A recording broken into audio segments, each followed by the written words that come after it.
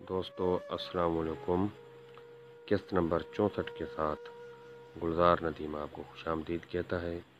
موضوع خوش نویسی مارکر کے ساتھ، یعنی کہ مارکر کے ساتھ قط والا مارکر کا استعمال اور مارکر کے ساتھ خوش نویسی کیسے کریں، کیونکہ مارکر سے اچھے الفاظ اور نفیس الفاظ بنانا مشکل ہوتا ہے۔ مارکر کا ایک اپنا انداز ہے، اس کے لیے اس کے اصول بہت آسان ہیں۔ یہ آپ دیکھیں اسکرین پر کہ اس کا قط میں نے جو فل بنایا ہے، پھر اس کی نوک والا یعنی کہ میکسیمم اور منیمم۔ آپ نے منیمم جو اس کا قط ہے اسی پہ زیادہ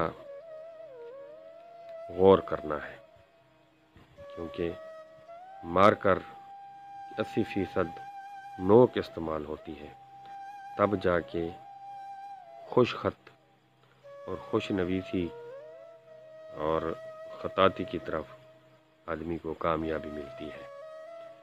آپ کوئی بھی حرف لکھنے سے پہلے مارکر کی جو نوک ہے اس کو ہلکی سی جنبش دیں گے، پھر آپ حرف بنانے کے قابل ہوں گے۔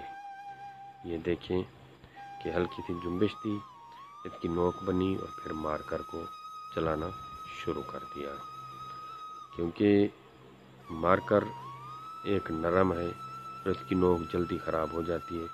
اس کا جو چلانے کا جو انداز ہے وہ میں آپ کو عام فہم انداز میں بتا رہا ہوں۔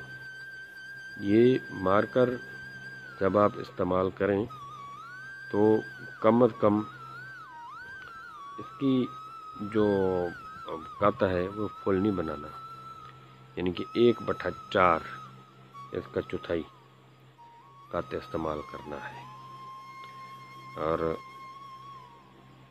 فل دباؤ دے کر نہیں چلانا، انتہائی نرمی سے چلانا ہے تاکہ آپ کو صحیح طریقے سے سمجھ آئے اور لکھنے میں آسانی ہو۔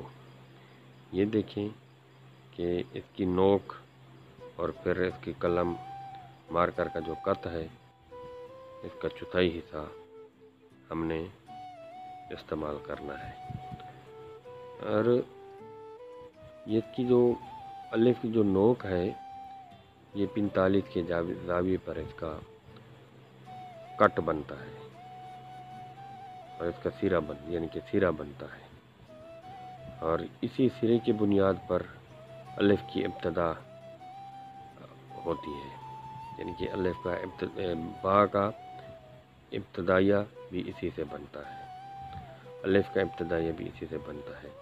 جو با کا جو اختتام ہے وہ سٹریٹ نہیں ہوگا، وہ 90 کے زاویے پہ سیدھا نہیں ہوگا، وہ 99 کے زاویے پر ہوگا۔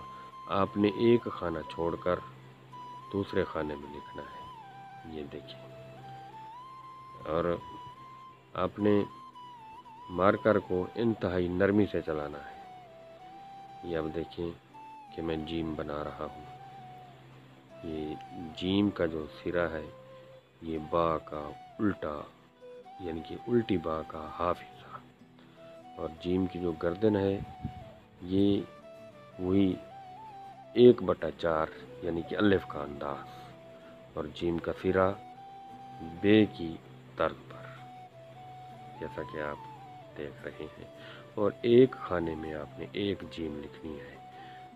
حروف کے جو باریک حصے ہیں ان پر آپ نے مارکر کو بار بار نہیں چلانا، وہ الفاظ کی خوبصورتی ختم ہو جاتی ہے۔ تو گلزار ندیم اجازت چاہتا ہے، اللہ حافظ۔